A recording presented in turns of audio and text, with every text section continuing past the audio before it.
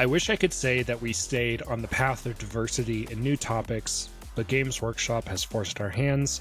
In episode 26, we talked about the mighty heroes of the Adeptus Astartes, and the morning of this recording, the Space Marine Index got released, so we are going to DEF CON 1, or whichever is more urgent. I don't know. I'm not some civilian pretending to be an operator, and we wrote this episode as quickly as possible. Nathan, I am so sorry. You're going to have a lot of editing to do putting these pictures up on the screen. But we're talking about Space Marines again. Welcome to Talk About Tatooine. I'm Andrew. I'm Nathan. And we are twin brothers here to bring you what's new in nerddom and give a colorful commentary on our favorite subjects. Welcome to our cantina. Grab a drink and settle in as we set course for realities beyond our own. All right, guys. I am still on the first can of 3 that I brought, so I'm just going to chug this and burp a whole bunch and then move on to the next can. All right, guys. Today we're going to be discussing the Space Marine Index, but first we're going to start off with our starter questions. And stick around towards the end. We got some more news coming your way. Real quick, this episode is sponsored by our Patreon page. Become a patron for the price of a latte and get access to our Discord server, Minecraft Realms, exclusive Q&As, giveaways, etc. Now, back to the show. We're actually starting this one off with a different opening question, and we're just going to give kind of a mental health update for the two of us. So, big things have been happening for me.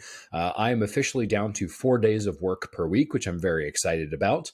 I was working quite a lot and was very tired all the time and was running out of time to literally spend any amount of time on myself. So this is helping me out in a variety of ways. Yes, I'll be making less money in real life, but I just needed the space in my life to avoid burnout and worsening my depression. So this is also going to help me seek out a counselor because I actually have time to do that.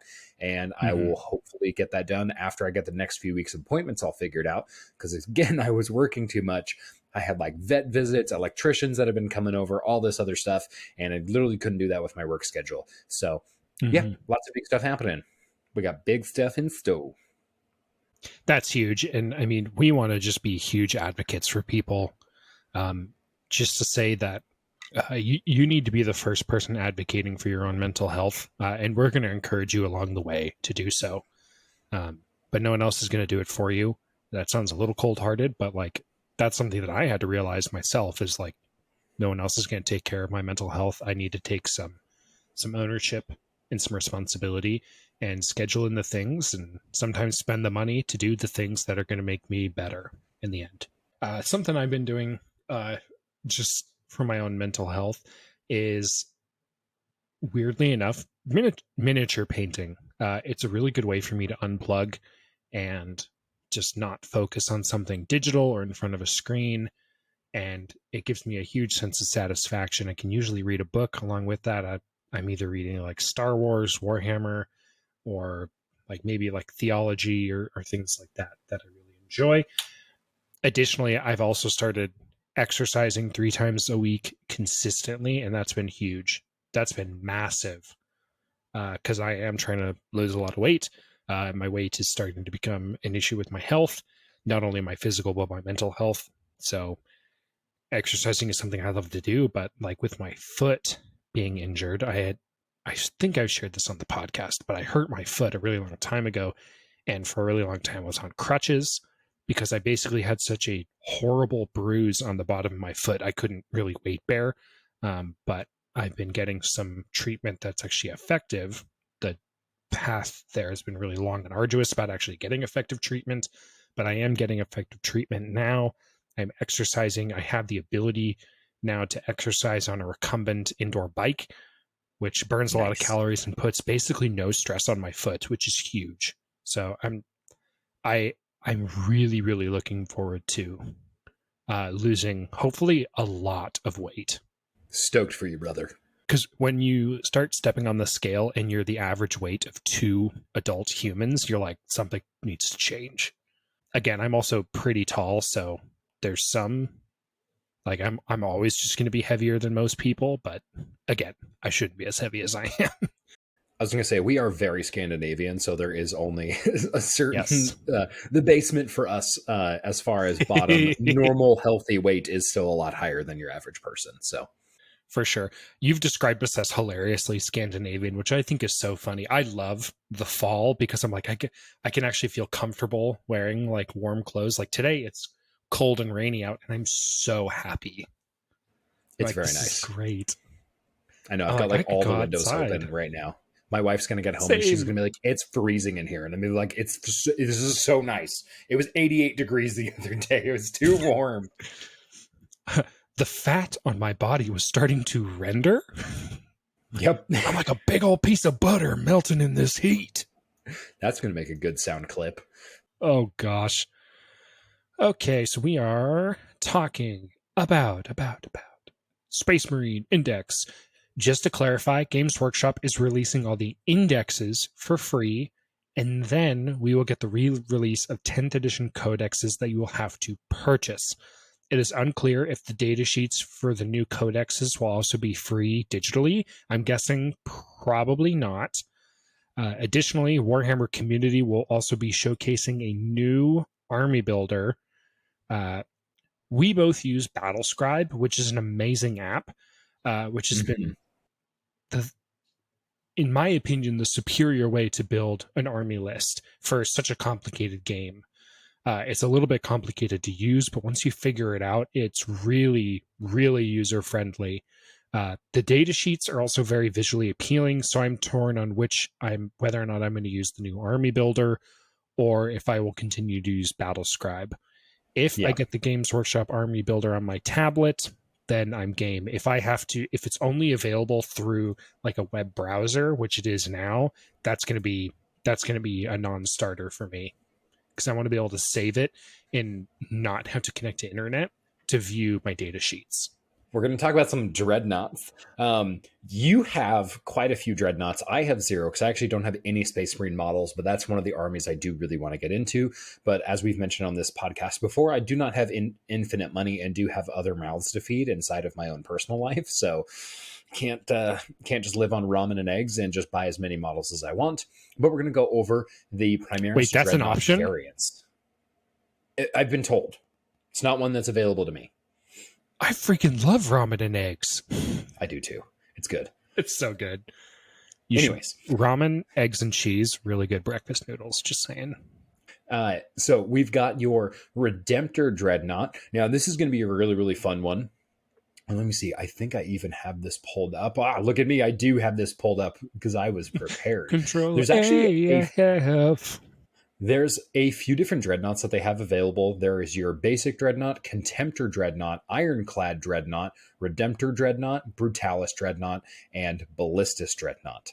So a few different variants for you to pull from. The most common ones you're going to see on the 40K tabletop is going to be your most recent ones, which is Redemptor, Brutalis, and Ballistus. Those are your three most common. Yes. These are the So we're going three to go newer flavors. flavors of Like, Dreadnought. I like that. Think chocolate, vanilla, and strawberry 2.0. Now, we're going to have a few different abilities that are going to be somewhat specific to, actually not somewhat specific, very specific for each of these primary three. Duty Eternal is going to be back on the Redemptor Dreadnought. And if you guys don't know, this means that each time an attack is allocated to this model, subtract 1 from the damage characteristic of this attack. So pretty cool. It's just harder to wound the Redemptor Dreadnought, which is awesome.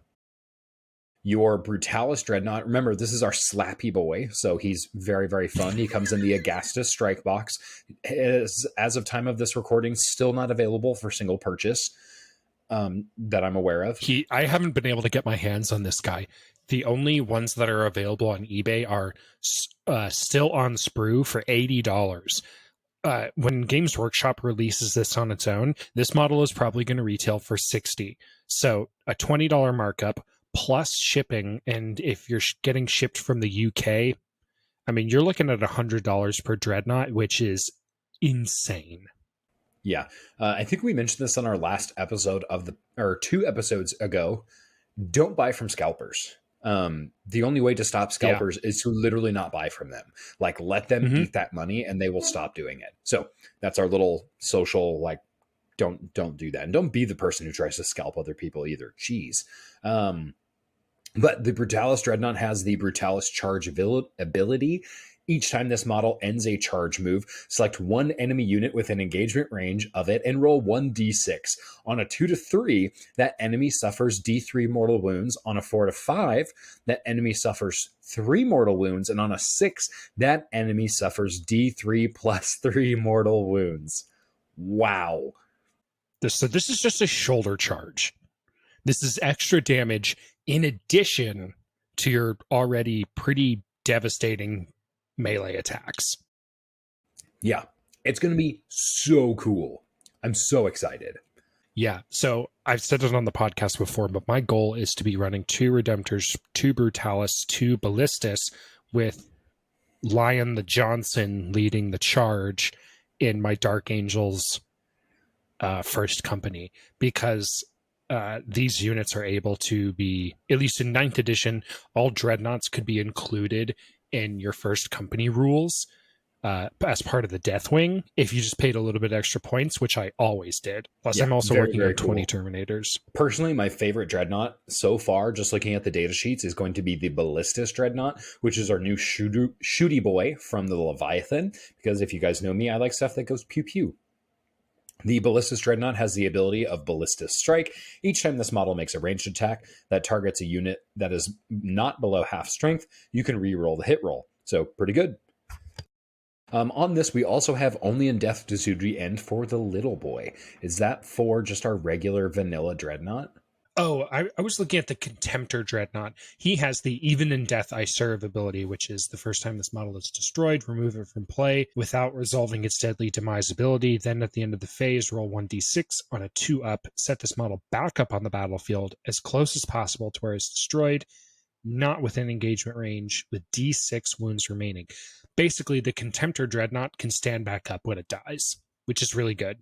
So it can only do that once. And then the Dreadnought has the Wisdom of the Ancients, which is when it, while friendly Adeptus Astartes infantry units are within 6 inches of this model, each time a model on that unit makes an attack, reroll a hit roll of 1. So this is a really interesting ability. I kind of ran through that really quick, but this is the same ability that was naturally baked into all captains. So this is now an aura ability. This is not a leader ability, but it was really good. Like, this is the kind of unit you want to sit next to your Hellblasters, because they're just all carrying plasma now, and you don't want that hazardous keyword to go off, and they get to reroll hit rolls of 1, which is really good. Oh, yeah.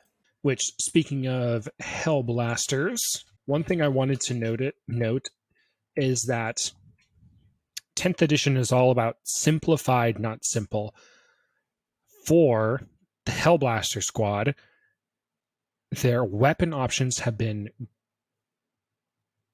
well, totally and completely simplified. Before, you had, I believe, 3 different options for your plasma rifle, whatever that was. Now you only get one. You get a plasma incinerator, which you can either use at standard fire or at supercharge, and that's it. And then each model can also replace their bolt pistol for a plasma pistol. This will probably cost something, because having a unit of 10 that all has plasma pistols is really good. That means they can get into engagement range, sit on an objective, and still fire a pretty strong weapon. Like the plasma pistol still has AP -2, damage 1, if it's not being overcharged or supercharged. They have the For the Chapter ability. Each time a model in this unit is destroyed, 1d6. On a 3-up, do not remove it from play. The destroyed model can now shoot after the attacking model's units has finished making attacks, and then is removed from play. When resolving these attacks, any hazardous tests taken for that attack are automatically passed, i.e. they get to shoot on death. It's just good. It's a good rule. It's a good ability. Yummy. Let's go. So really happy that I was able to get my hands on a squad of 5 Hellblasters. Also so off of cool. eBay. I'm really excited for you to field those, minus the fact that you're going to be shooting at my stuff with them. I'm going to kill them. All right, guys. Our next one we're going to be moving into is the Outrider Squad. So in the Outrider Squad, you're going to be able to take 1 Outrider Sergeant, between 2 and 5 Outriders. And you can also, this is a new one, you can add 1 Invader ATV to your squad of Outriders. So super excited about this. Dope. So cool. Being able to move around really, really quickly is important. These guys have a 12-inch move characteristic, OC value of 2. So they're not like huge OC values, but like being able to move them up the board really, really quickly is going to be important. Your Invader ATV is gonna bring a little bit more punch into the squad as well, because you can trade their Onslaught Gatling Cannon, which has a devastating wounds characteristic, but 8 attacks. So you can kind of, if you want to shoot for more infantry killer, you can switch that out for the multi-melta, which has the melta keyword of 2 for just 2 attacks. So you can kind of have something that has a little bit more strength, a lot more AP, so something that can be helpful for characters and potentially some light vehicles as well. The ability that we're going to be running on the Outrider squad here, guys, is going to be Turbo Boost. Each time this unit advances, do not make an advanced roll for it. Instead, until the end of the phase, add 6 inches to the move characteristic of the model. Or of the models in this unit. It's just an automatic 6-inch advance. So if you want to advance this and get on an objective here, guys, that's 18 inches of movement. It's a lot of girth. It's pretty good. Next thing we're going to talk about is the Desolation Marines. If you were fortunate enough to get your hands on Strike Force Agastus, you got 10 of these guys, and now they have been updated already. Your unit of up to 10, minimum of 5, Desolation Marines have the faction rule of Oath of Moment, which is reroll hit rolls and wound rolls against a target unit. So just really good. They also have the ability Targeter Optics each time this unit remains stationary. So think of these guys as artillery pieces. You want them to plant their feet and aim until the start of your next movement phase. Ranged weapons equipped by models in this unit have the Ignore Cover ability, and you can ignore the penalty to hit when making attacks with the Indirect Fire rule against targets that are not visible to them. Pretty good. Basically, you can hide these guys behind a building and not suffer penalties to hit using either their Castellan launchers or the Vengor launcher, which the Vengor launcher is on the Sergeant. It's like a bigger version of the already too big missile launcher that they have. Probably worth having.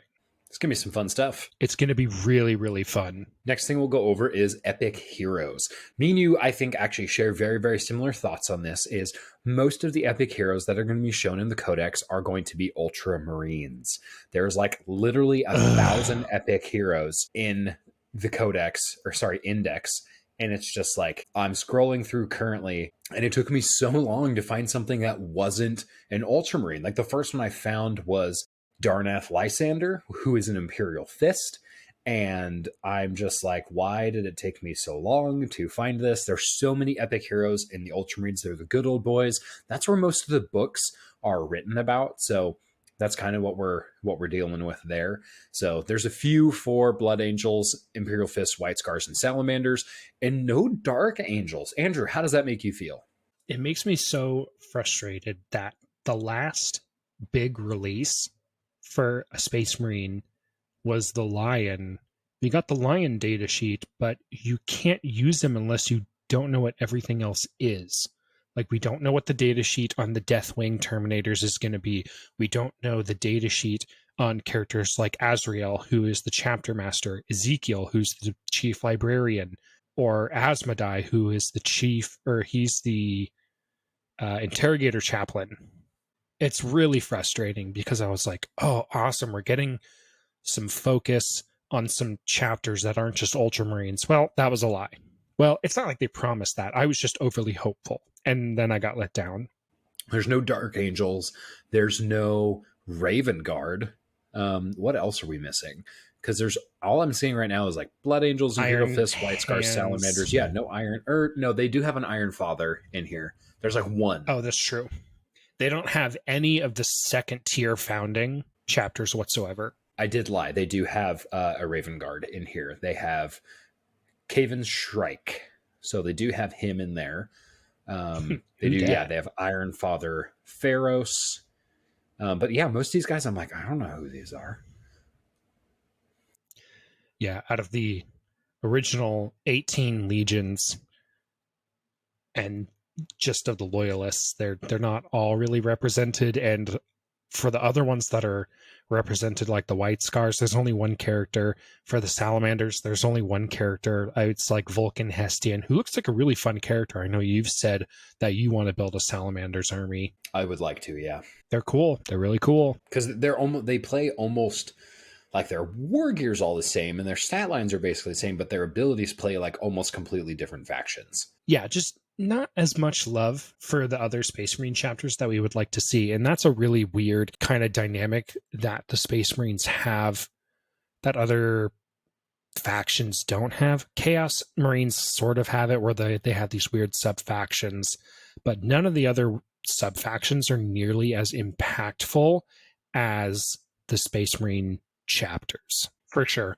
Like if you're playing Blood Angels, you're probably running primarily melee and fast and jump packs. And they had the Furioso Dreadnought, which was the first all melee Dreadnought that we saw. I mean, now we have the Brutalis, which any chapter can take, which is really good. But yeah, it's mostly Ultramarines, which is really frustrating. But speaking of Ultramarines, very similar to Lord Solar Leontis, Marnius Calgar has an ability called Master Tactician, which gives you an additional CP at the start of your command phase. This is really powerful. This is so cool. really, really good. It's really, really good. You know, he has Inspiring Leader. When he's leading a unit, that unit is eligible to shoot and charge in a turn which it advanced and fell back. That is the Ultramarine faction rule from 9th edition, but boiled down to a single character, which makes me think that like Ultramarines, they're going to get a new faction rule, because otherwise this wouldn't be an ability on his data sheet. So their faction rule is going to be different. And because we don't know what that is yet, we don't know whether or not that is a buff or a nerf. To the people who really liked staying mobile and playing Ultramarines because of that, you might be let down. Hopefully not, especially if like they're the poster boys. Like you'd think they'd be really good. Yeah, they're B tier in my opinion. They're all right. I mean, for a while, their big advantage was having Rabute Gilliman. They were the only chapter to have a Primarch, but now the Dark Angels have a Primarch, and they were already better than the Ultramarines. So, suck at blueberries. That's pretty much all I wanted to cover for Epic Heroes. There's not really anything really of note. Other than Lieutenant Titus is not in this list, I don't think, even though he's getting his own mini. He's a brand new year. Yeah, I was going to say he's a brand new mini, so there's already some updates that need to happen. Yeah. They've got Rubber Duck in here, so come on, man. Like, get these other guys in here. Rubber Duck, Gorilla Man. Guillotine. Oh, gosh. Okay, moving on. We are going to look at some of the unit keywords for the Space Marines. Some really interesting unit keywords. We're going to start with these scout keywords. So these are units that get a pre-game move before the game starts, which is the definition of a pre-game. I'm just so excited. I'm repeating myself. We have an Invictor Warsuit. This is the it is a dreadnought without the sarcophagus. It's just a mech suit. The person alive doesn't have to be basically dead to be able to pilot it. They have all their limbs and they're probably most of their skull still intact. But the Invictor Warsuit gets an 8-inch scout move at the beginning of the game, which is really, really good. This thing kind of has a lot of firepower. I wouldn't mind one of these, actually. Nice. Look at them guns. Fragstorm grenade launcher, heavy bolter, incendium cannon, twin iron hail auto cannons, and a twin iron hail heavy stubber. So, I mean, this thing destroys infantry. This thing is made to cut down swarms. If you know you're going to be going up against maybe some Tyranids in your first couple of games because Leviathan's coming out, if you can get a hold of one of these guys, it probably would do pretty good. It's got the Invictor Fist, which is going to do some pretty terrible things to your enemy. I mean, this thing is going to shoot you in the face, get right up into it, and tear your skull off of your head. It's got 5 melee attacks, a 3-up weapon skill, strength 14, so it's going to destroy character models, AP -2, damage 3. This thing is going to shred in melee. It's a good unit. Oh yeah, it's a doozy. It's Redemptor without the coffin, so it really is. Some of the other scout ability units we see Sergeant Tellian. He's just a named Ultramarine unit. Don't worry about him. We have our The Reavers and Incursors both get a scout movement of 6-inch. The Lieutenant in Phobos armor gets a scout move, even though it's also an infiltrator. So you can actually choose whether or not you want to just give him a scout move or an infiltrator move, which you should just give him the infiltrator is better than the scout move, in my opinion. So why give him both? Doesn't make any sense. Maybe there's a situation where you'd want to use one rather than the other. Yeah, maybe there's like something about like automatic overwatching if something like passes near you, because I think some turrets will be able to do that. Maybe in that case you would want to infiltrate. All scouts are getting the scout key or scout ability except scout snipers, which is stupid. They are a scout but not a scout. I mean, at that point, take the eliminators, which are a heavy support sniper, do a ton of damage, and have the infiltrate keyword. Let's look at the scout sniper real quick.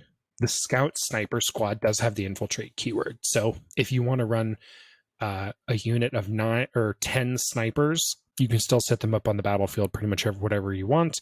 Like I said, in my opinion, the infiltrator keyword is better. So it's actually probably good that they can do that. And they also have an ability called Concealed Positions. This unit can only be selected to the target of a range attack if their attacking model is within 12 inches. It's pretty good. You keep them far away from the enemy, they can't shoot back. Let's talk about the Infiltrator ability. All right, the infiltrator's ability keyword during deployment. If every model in this unit has this ability, then when you set it up, it can be set up anywhere on the battlefield that is more of 9 inches horizontally away from the enemy deployment zone and all enemy models. Start with infiltrator, plop them onto an objective, and you're like, hey, I have points now. I have a question. So this means if you're doing this during deployment and you start your turn and you have an objective, does that give you victory points turn 1? I believe so. I want to say yes. Tentatively, some primary objectives will actually specify this cannot be scored on turn 1. On the only war mission, it says starting from the second battle round, at the start of each player's command phase, that player whose turn it is scores 1 victory point for each objective marker they control to a maximum of 3. I'm not sure if that's just across the board, but I would expect that to be across the board. Just you can't score on turn 1 unless it's secondary. Gotcha. That makes sense. But still, I mean, yeah, it puts your I was units wondering, in the position to score it round 2. You just have to hold that objective. Yes, and the advantage of infiltrating onto an objective turn 1 means that your opponent can't then deep strike onto that objective turn 1 or 2 during their reinforcement step, because that's what deep strike allows you to do.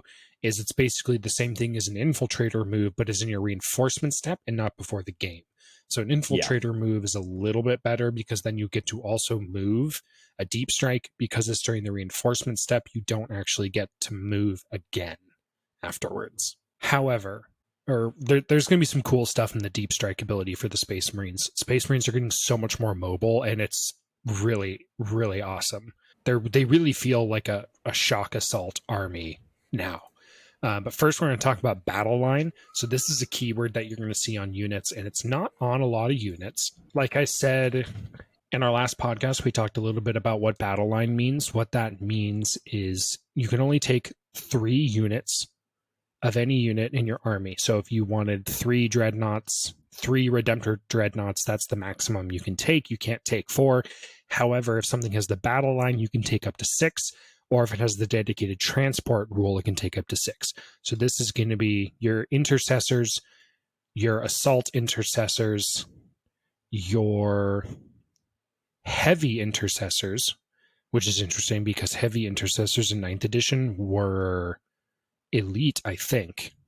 I could be wrong. Let me know in the comments if I'm totally just making that up. And I believe that's it. Yeah, the Infernus squad did not get the battle line keyword. Yeah, that's it. It doesn't even look like the tactical squad is even in this index anymore. I'm pretty sure I saw Tactical Squad. Hold on. I know I did. Oh, yeah, because a bunch of the heroes say this can attach to a tactical squad. Yep, I found it. Yeah, they're also battle line. Thick. Yeah, so your old non-Primaris minis still have a use. And they can actually take cooler weapons than the Primaris ones. Wait a minute. They are 2 wound models. Is there actually any difference between the tactical squad and like the intercessor squad as far Not as to my stat knowledge. lines? So Hold on, I'm bouncing in between. that is a level of parity we did not see in 9th edition. So that's something I'm just realizing right now. That's huge. Yeah, their leadership 6 up, 2 wounds, save 3 up, toughness 4, 6-inch move, and they have You said 2 wounds. 2 wounds, and they have an absolute like butt ton of war gear options. There's so many lieutenants. We didn't need these many. And you know what they gave us they gave us Lieutenant Titus. So like, great, another Ultramarines lieutenant. That's what we need. Like, that's so annoying. And then they gave us another lieutenant in the Leviathan box. Yeah, and they're like, he has more knives. I'm like, he's got 3 knives in 2 hands. Chill out, guys. And a gun. 4 weapons. He literally has. You do the math. It doesn't make any sense. But insane.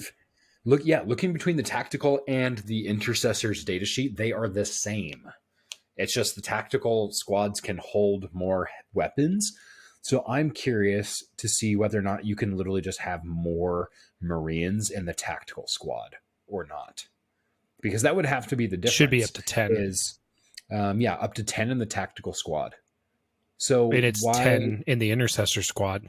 At this point, I'm a little upset that I have intercessors because I'm like, wait, now I don't get the cool weapon options. They have, so like the intercessors have this ability called objective secured, which is cool. But the tactical squad can, I think, shoot and fall back or something like that. I'm like, well, so the new objective secured ability is it's sticky objectives, which does have some tactical value, but I prefer having big guns. So, and the intercessors are molded in such a way that it's going to be really difficult to cut their arms off and give them new weapon options and proxy them as tactical Marines. Sorry, guys, we just have to cut your arms off. You want a new gun? Amputations. That's literally what I did for 20 Terminators. I cut all of their arms off and I purchased melee weapons and I magnetized all the arms so I can go between Stormbolters and Power Fists or Lightning Claws or Thunder Hammers. Dude, did you read the Assault Terminators datasheet? Did you see what cool ability they have? Bro. No. You gotta look at that. We're going to go take a little siesta. They have the Storm Shield, the Teleport Homer, and then Terminus Assault. I'm guessing that's what you're talking about. Each time this unit ends a charge move, each enemy unit within engagement range of that unit must take a battle shock test.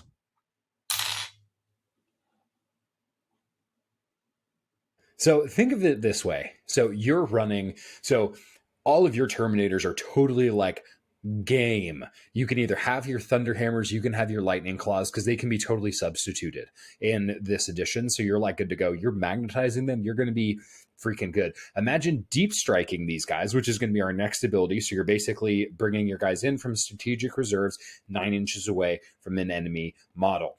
You deep strike these in, you make your charge into an objective, and if you pass that, boom, they have to take a battle shock test. You, even before the fight phase starts, you've taken that objective. You've taken that if they fail the battle shock test, but also like you're probably gonna hammer them into the ground, which is gonna help. And with their Teleport Homer ability, depending on where you put your Teleport Homers, you can use the rapid ingress stratagem for 0 CP and basically teleport them within 3 inches of enemy models, almost certainly passing your charge roll. 3 inches? I can work with 3 inches. Well, so let me see. It says, you can target this unit with the rapid ingress stratagem of 0 CP, but when resolving that stratagem, you must set this unit up within 3 inches horizontally of that token and not within 9 inches horizontally of enemy models. So you still have to be 9 inches away. Oh, I totally read that wrong. Yeah, and then the token is removed. So for me, I'm just like, why? I'm not a very good reader. Do you need the Teleport Homer? I'm not sure. That's a good question. I feel The really teleport stupid that homer I just read that tells wrong. people. Well, the teleport homer in my Where brain, you're I'm gonna like, go? yeah, it just tells everyone like, hey, I'm going to put my guys right here. Yeah, that's kind of confusing to me. Unless, because wouldn't that give your guys, your enemy, an opportunity, the chance to advance onto your teleport homer, and if they're closer than if they're within 9 inches, then they can't use it. So I'm not entirely sure. If you guys are like these guys are idiots, that's a very simple solution to this. Post it in the comments. Yeah, I don't quite understand that rule. So if someone wants to explain it in the comments, I would be eternally grateful because I Absolutely. run gigantic blobs of Terminators and I'm like, wait, I thought that was really good. It didn't make a lot of sense in ninth edition either. I was like, I'm like, I already have the teleport ability. Why do I need this? Yeah, yeah. Although, seriously though, I'm really excited for you. I'm so happy for you that you have all of these assault terminators and you have the Terminatus assault, because that's going to be dope. And if it works, if you can pull that off, because if you don't pull it off in the same turn that you land, you're for sure be able to charge in on the next one. All right, I don't have too much else to add for Deep Strike. So the only piece of news that I have, it's actually not written down on our template, but I really need to share this here, guys. We are entering back into the golden age of co-op. Space Marine 2 has 3-player co-op. The squad is back. I'm so Squad! excited. I'm so Squad, squad, excited. squad! So it's been a long time since we've had a good co-op game. I'm so excited to get together and do this and just kill some Xenos. Dude, it's gonna be great. I've been I've been spending a lot of this time waiting for Darktide to come onto the console so that we can all play together. But at this point, it sounds like Space Marine 2 is going to be on the console before Darktide makes it there, which is really Yeah. embarrassing for Fat Shark. There's not really another way to put it because they promised that at launch and they still haven't delivered. The state of gaming, and we've gone over this plenty of times before. We went over this, I think, Yeah. in episode 5, which was our Halo episode, and we've touched on this a couple of times before. The state of gaming and next gen releases, and just like what people expect from their video games, and like living. Let's be honest, this is the fault of a capitalist culture. I'm going to be that guy and like bring our world into it, but it's the fault of a capitalist culture that people are pressured to release their products so soon because the shareholders are like, they're like, money please, and that's all they're wondering. And like us, the consumers, the people who these really smart game developers are putting in their time, their effort, blood, sweat, and tears into these games. These guys are making them for us, not for the shareholders, but the shareholders are the ones who basically control everything. So in my opinion, shareholders need to butt out. Game developers need to be given the room to refine their products so that we can have the best product possible. Because we have gone on record on this show saying we do not care if a game takes longer to develop as long as it's done right. But if you promise us a game in 2023 and it's the end of 2023 or whatever year it is, however many months later it is, and you don't have all the features promised at launch, then you're like, cool, why am I playing this? Like, am I going to stick around? Like, there are other games coming out. Like, you have a window of opportunity, like even as a consumer, like you have a window of opportunity that people are most likely to play your games, and that's within the year of launch. Don't wait. Just freaking do it. Yeah. And So pay if your you developers release more because they're good people. Yeah. The Sacred Icon podcast did a really good podcast about the Master Chief Collection and basically that entire fiasco. Highly recommend taking a listen to that. They do a really good job. Absolutely. What else? One thing I did want to point out in the Deep Strike rule, this is like one of the last things I'm going to talk about, is land speeders and storm speeders can now be deep striked, except Deep the land stroke. speeders. That's so much worse. Disgusting. It's a deep stroke. Oh my gosh. I've been deep stroked. Ugh.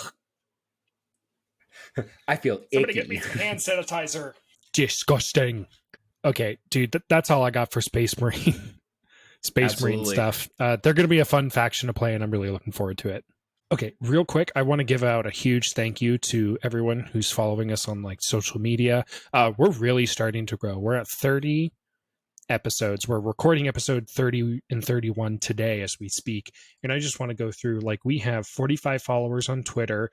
We have 95 subscribers on YouTube. We have 80 followers on Instagram, 156 followers on TikTok. I mean, that's a lot of people. That's like hundreds of people who are already following our podcast, and we just want to say thank you guys so much for being here. We really appreciate it. We just really just want to put out content that you guys like. We Absolutely. like doing this. We love you all. So And we do have a few we're extra followers on Spotify as well. I think there's like maybe 5 or 6. thanks, guys. So we love you all. Thank you guys all for watching. Every single one of you is amazing. You're all beautiful humans. Super happy to have you guys here listening to the podcast. And you only get to hear the affirmations if you listen to the end. That's the deal. Leave us a theory in the comments here, guys. Share pictures of your models on Twitter and Instagram. Shoot us an email at talkabouttatooine@gmail.com if you guys have a question that you guys want to be featured on air. We will take theories on air as well. We would love to hear them, kind of break those down a little bit, see if you guys have some, because you guys have some really cool ideas. Let's hear them. Make sure to subscribe and like this video so the algorithmic overlords will slice this video into the feeds of other like-minded viewers. Until next time, the Emperor protects. Close your eyes.